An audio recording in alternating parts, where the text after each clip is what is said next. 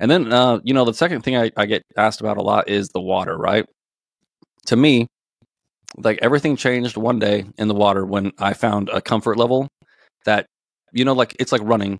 When I was running one day and all of a sudden it was just exercise and it wasn't that big of a deal and I didn't hate myself for doing it.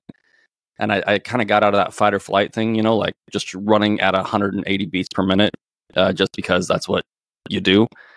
There was one day in the pool when all of a sudden it was just exercise. And it's kind of like that zone 2 swimming where you can just go and go and go and go. And that kind of like opened the door for the rest of my like comfort in the water, which obviously I'm not nearly as comfortable as these fine combat dive gentlemen that are here with me. But Peaches, what are some of your tips and suggestions for water comfort? Well, one, you got to get in the pool. Wait, slow down. I know. Right? Wait a second. Hold on now. Hold up.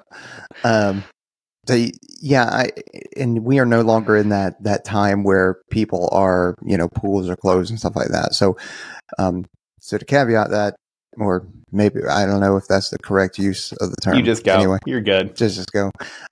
Wait. I get it. He doesn't get flamed. No, like I just tell him to go. He's a chief. I don't get lambasted for it. Okay. You don't.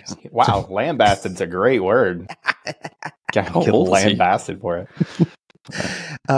Not everybody has access to a pool, so fully acknowledge that, or it's just not feasible just with the shift schedule and that kind of stuff. So, you know, you still need to be doing your cardio type stuff, your aerobic stuff, and then your breath hold kind of regimes. But if you have access to a pool, get in the pool, and you got to live in it.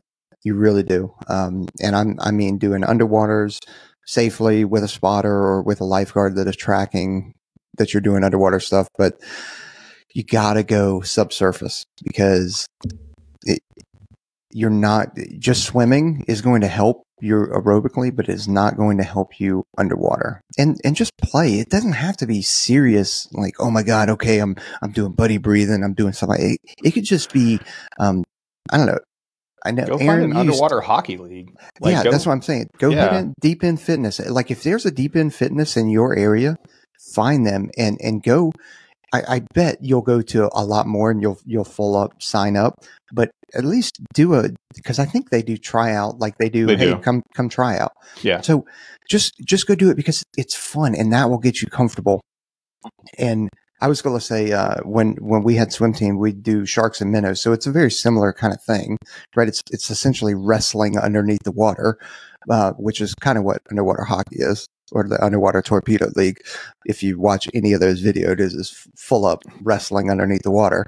That will get you comfortable real fast. So that's what I would recommend. Dude, how many times have you seen students after a pool session where in the entire pool session, they're acting like they're being murdered?